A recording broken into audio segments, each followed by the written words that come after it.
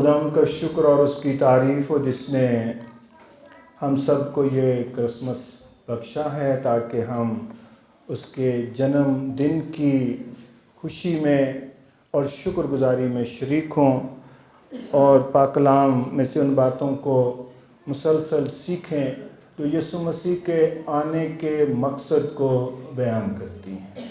یہ کرسمس ہے میری طرف سے، میرے خاندان کی طرف سے بھی، اور ریما اسمبلیز آف پاکستان کی ایگزیکٹو کی طرف سے بھی آپ سب کو، اور فیس بک کے تمام عزیزوں کو بھی بہت بہت مبارک ہو۔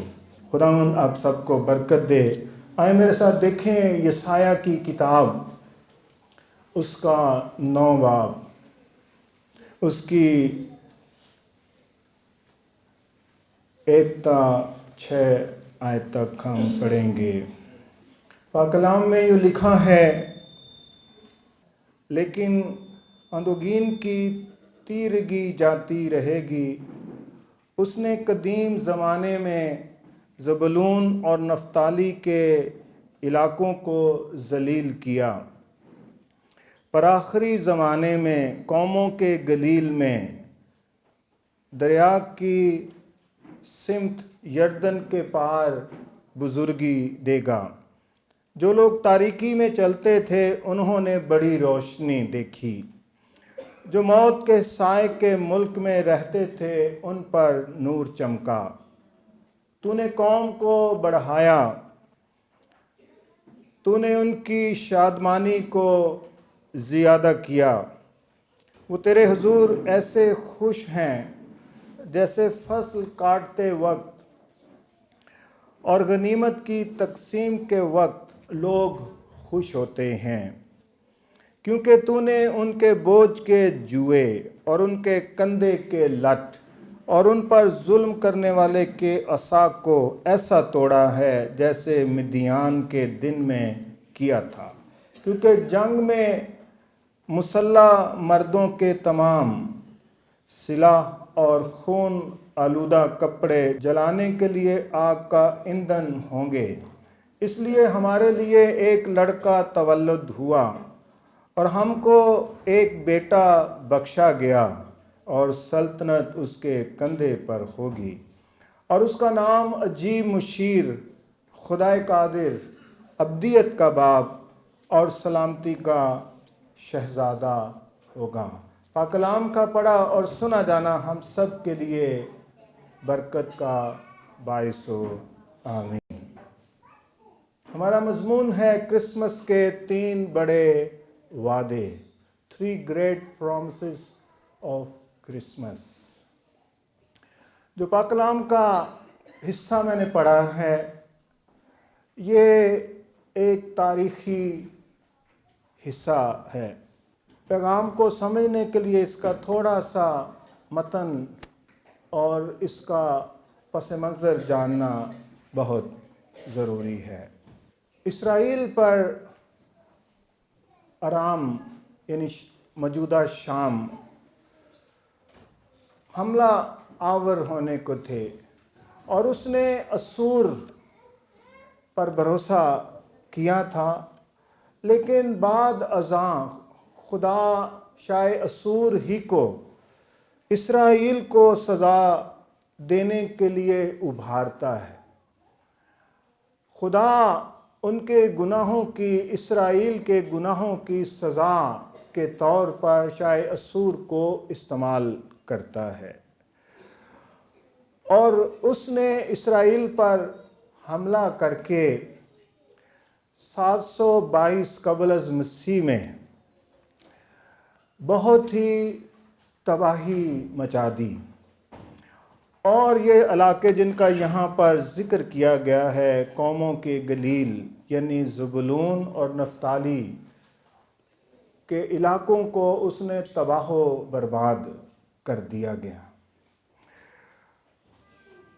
نبی اس حصے میں اس تباہی و بربادی کو دیکھتا ہے کہ کس طرح خدا نے شاہ اسور کو اسور کی سلطنت کو ان کو سزا دینے کے لیے استعمال کیا، لیکن جلد ہی نبی پاک روح کی رہنمائی میں ان لوگوں کے لیے مستقبل میں ایک تابندہ مستقبل کو دیکھتا ہے، کیونکہ خدا گناہ کی اور گناہوں کی سزا دیتا ہے، لیکن پرفضل خدا ہے، اس لیے اس کے ساتھ وہ ایک روشن مستقبل بھی انسان کو دینے کا خواہاں ہوتا ہے۔ اس کا بڑا سبب یہ ہے کہ خدا نے انسان کو اپنی صورت اور شبیہ پر پیدا کیا ہے۔ تو جب یہ بڑی تباہی ہوئی تو نبی بڑی خوبصورت باتیں دیکھتا ہے۔ دوسری آیت میں وہ پہلی بات دیکھتا ہے، جو لوگ تاریکی میں چلتے تھے انہوں نے بڑی روشنی دیکھی۔ وہ تاریکی میں تھے، جب تباہی ہوتی ہے، جب جنگ و جدل ہوتا ہے، اگر آپ نے کوئی جنگ دیکھی ہو تو آپ اس کا کچھ آئیڈیا اپنے مائنڈ میں رکھتے ہوں گے۔ میں نے براہ راست جنگیں تو دیکھی ہیں، لیکن ایک جنگ جو کویت کی ہوئی، میں نے اسے اپنی آنکھوں سے روبرو دیکھا ہے، اور لاشوں کے درمیان کچھ 1 کلومیٹر کے قریب چل کر بھی میں اس میں سے گیا تھا، اس لیے وہ مجھے نظارہ بہت یاد ہے۔ اور پھر ایسی تاریکی جب صدام حسین نے کویت کے کنووں کو آگ لگا دی، تو اس تباہی اور دھوئیں کی وجہ سے کوئی 3 ہفتوں تک مسلسل دن کے وقت بھی جیسے کالے بادل، سیاہ بادل فضا میں ہیں، چھائے ہوئے ہیں، یہ نظارہ ہوتا تھا، اور اس میں سے سیاہ مادہ گرتا رہتا تھا جو آپ کے کپڑے اس سے خراب ہو جاتے تھے۔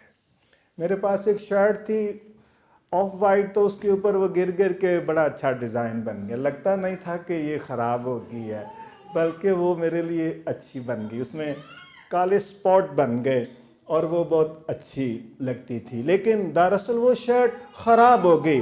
اور یہی ان لوگوں کا حال ہوا ہے۔ جب شاہ اسور نے اسرائیل پر حملہ کیا ہے تو اس نے یہاں تک تباہی اور بربادی برپا کر دی کہ تاریکی کا عالم ہے، اور لکھا ہے کہ جو لوگ تاریکی میں چلتے ہیں انہوں نے بڑی روشنی دیکھی، جو موت کے سائے کے ملک میں رہتے تھے۔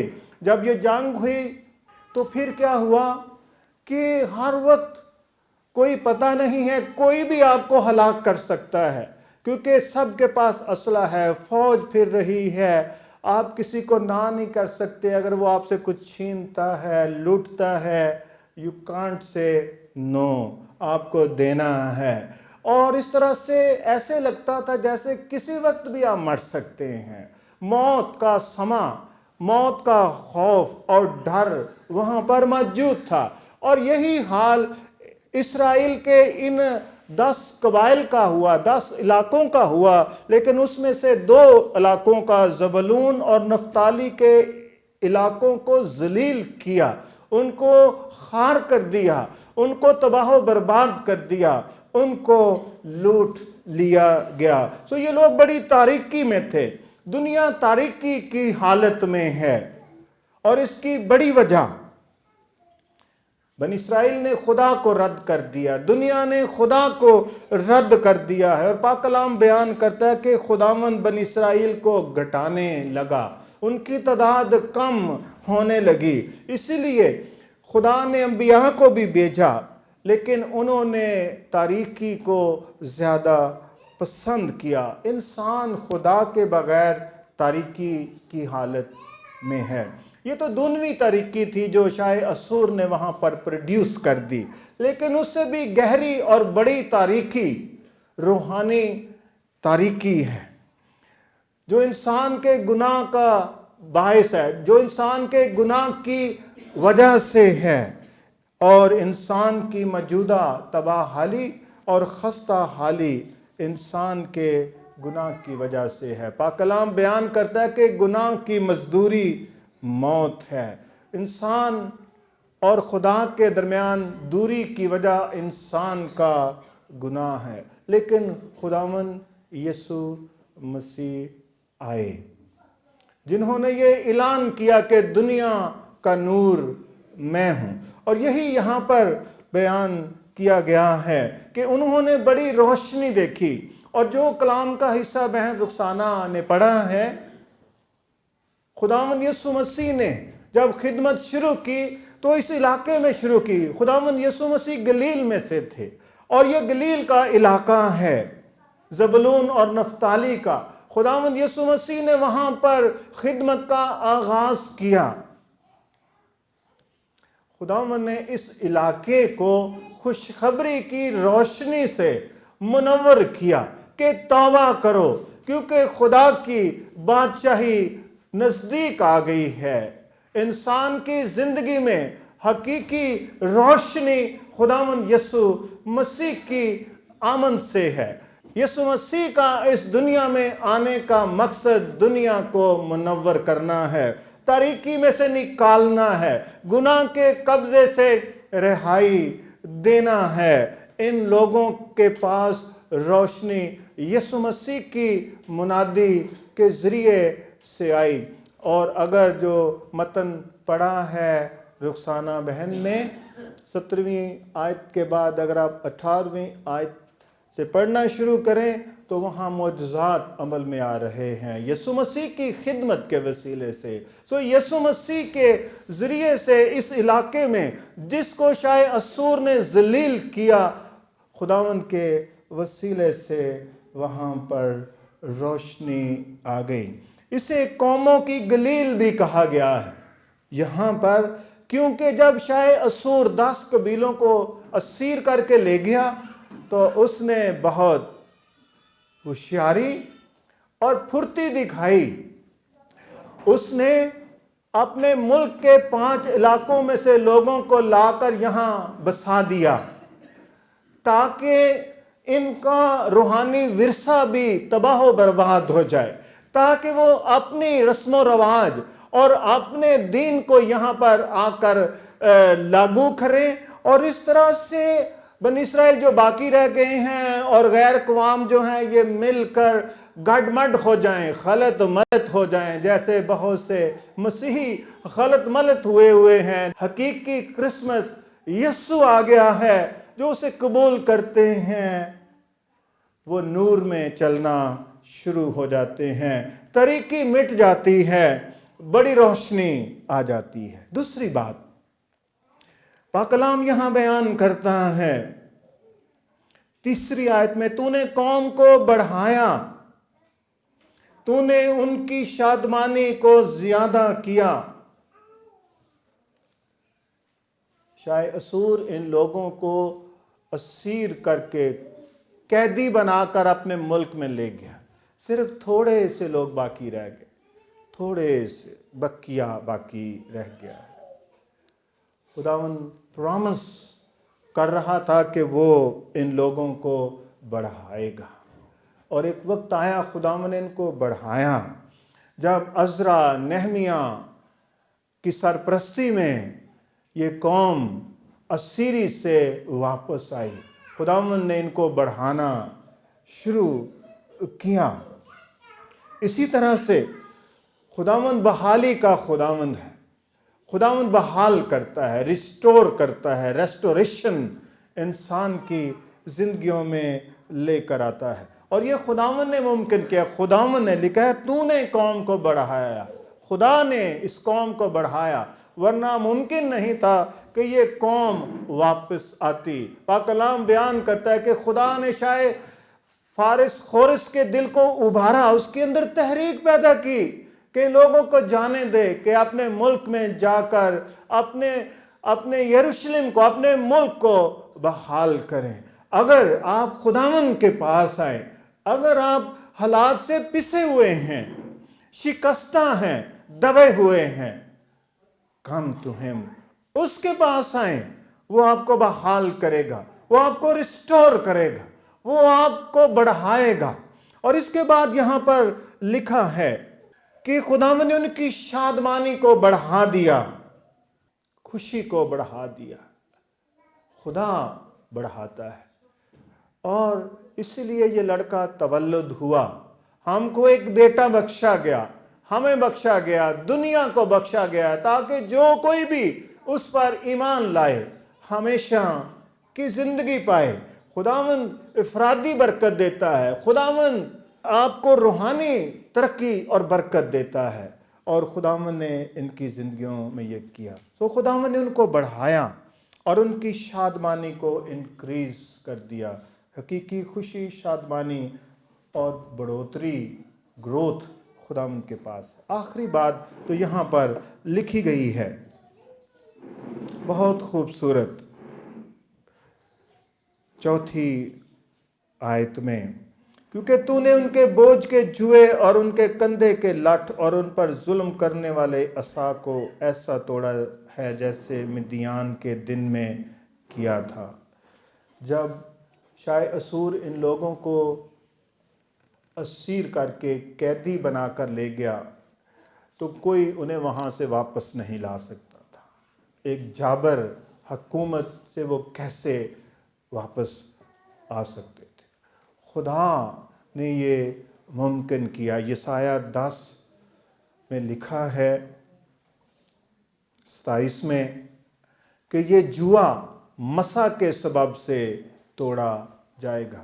خدا نے شاہ اسور کو بعد ازاں سزا دی، اس کے بعد بابل کی حکومت آئی، پھر خدا نے بابل کی حکومت کو ختم کیا، پھر شاہ فارس کی حکومت آئی، اور شاہ فارس کے بادشاہوں کے دلوں کو خدا نے تحریک دینا شروع کی۔ پاک کلام آپ پڑھ کے دیکھیں، عزرا کے کتاب کے پہلی چند آیات اور تواریخ کی کتاب کے آخری حصے، وہاں خدا ان کو تحریک دینے لگا، اور تاکہ وہ ان کو جانے دے، اور یہ لوگ آئے۔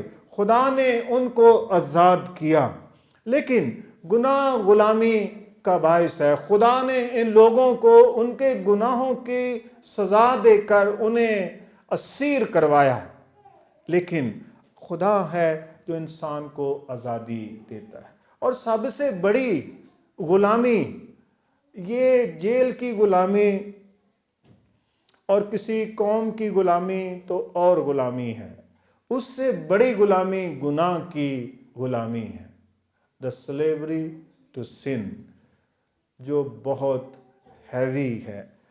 صرف خدا اس سے رہائی دے سکتا ہے۔ ابلیس لوگوں کو اسیر کرتا ہے، گناہ لوگوں کو غلام بناتا ہے، انسان کی سرشت انسان کو اس قید میں رکھتی ہے، لیکن خدا کا بیٹا آ گیا تاکہ وہ آزاد کرے۔ خدا کا بیٹا اس لیے ظاہر ہوا ہے کہ ابلیس کے کاموں کو مٹائے۔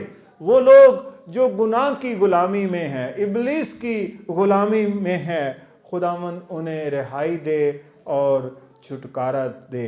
سو یسوع مسیح حقیقی آزادی دیتے ہیں۔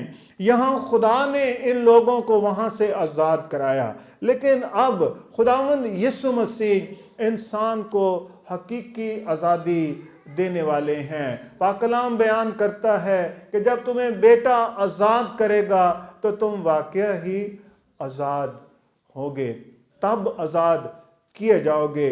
حقیقی آزادی خداوند یسوع مسیح کے طفیل آتی ہے۔ یسوع مسیح کے آنے کا مقصد یہی ہے کہ تو اس کا نام یسوع رکھنا، جو اپنے لوگوں کو ان کے گناہوں سے نجات دے گا۔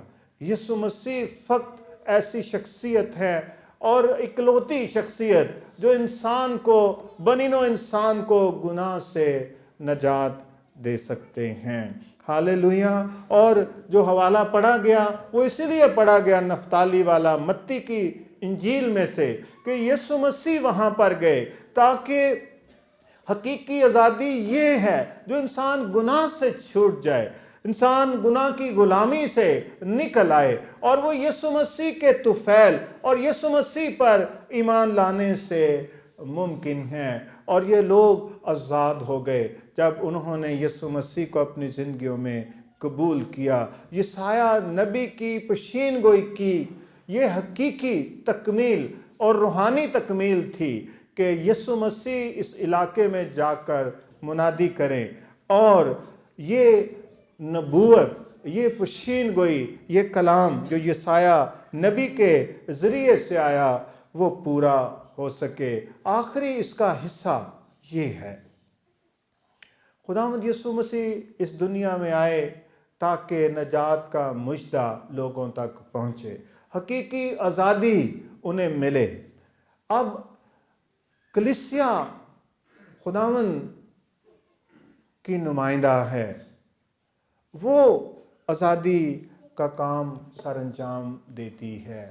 آپ اور میں اس کے لیے مقرر کیے گئے ہیں کہ ہم جائیں اور انجیل کی منادی کریں تاکہ لوگ نجات پائیں، جو نجات نہیں پا چکے ہیں وہ نجات پائیں، جو رسمی مسیحی ہیں، مذہبی مسیحی ہیں، جو یہ پینے والے مسیحی ہیں، ان کے ساتھ بڑے بوجھ کے ساتھ اپروچ کیا جائے تاکہ ان کا کرسمس حقیقی ہو جائے۔ مسیح کے بغیر کرسمس نہیں ہے، وہ کچھ اور ہی ہے، لیکن مسیح کے ساتھ کرسمس حقیقی ہے، اور یہ خدمت ہمیں دی گئی ہے کہ ہم اسے سر انجام دیں۔ یہ کیک بانٹنے کے ساتھ ساتھ اور کیک کھانے کے ساتھ ساتھ، کیک لینے دینے کتنے اچھے لگتے ہیں، کیک کیسی زبردست گیم شروع ہوتی ہے اور ہم اتنے اس میں کھوئے ہوتے ہیں، اچھا ہے، لیکن جو اس کا پیغام ہے let it go deeper and deeper in our lives، وہ ہماری زندگیوں کا حقیقی اور گہرا حصہ بنے، ٹھیک ہے، اور حقیقی کرسمس یہی ہے۔ سو یہ خدمت ہمارے خداوند یسوع مسیح نے، جس کی یاد میں ہم یہ دن مناتے ہیں، جب کیک کاٹتے ہیں تو پتہ نہیں یہ کیوں ہم گاتے ہیں، یہ نہیں مجھے پتا، وہ یسوع کو ہی میری کرسمس ہیپی برتھ ڈے کہہ رہے ہوتے ہیں، پتہ نہیں کہاں تک یہ ٹھیک ہے، آئی ڈونٹ نو، لیکن مجھے لگتا ہے کہ یہ کچھ اور ہونا چاہیے۔ ہم اسے بار بار ہیپی برتھ ڈے کہہ رہے ہیں۔ برتھ ڈے پہ بہت خوشی ہوتی ہے، گھر میں برتھ ڈے ہو بچے کا، جو پہلے بچے کا برتھ ڈے ہو، واہ واہ واہ، یہ تو بہت ہی مزیدار ہوتا ہے اور بہت ہی عالی شان اور جیب سے بڑھ کر کیا جاتا ہے، ٹھیک ہے، بہت مزہ آتا ہے، بہت انجوائنگ ٹائم ہوتا ہے، لیکن یسوع مسیح کی آمد کا یہ دن ہمیں خداوند کی پہچان اور بڑھنے کے لیے ہونا چاہیے۔ سو خداوند نے ہمیں یہ خدمت بخشی ہے، یہ کام دیا ہے کہ ہم اسے سنجیدگی سے سوچیں کہ یسوع مسیح کے آنے کا مقصد کیا میری زندگی میں پورا ہو رہا ہے، کیا میری زندگی کے وسیلے سے یہ پیغام صحیح معنوں میں کسی اور تک بھی پہنچ رہا ہے یا پہنچا ہے یا میں نے پہنچانا ہے۔ So let us think about، صرف ایک چیز سوچنے کی کہ میں اس کرسمس پر ایک چیز سوچوں کہ میں کرسمس کا پیغام کس تک پہنچاؤں کیک کے ساتھ،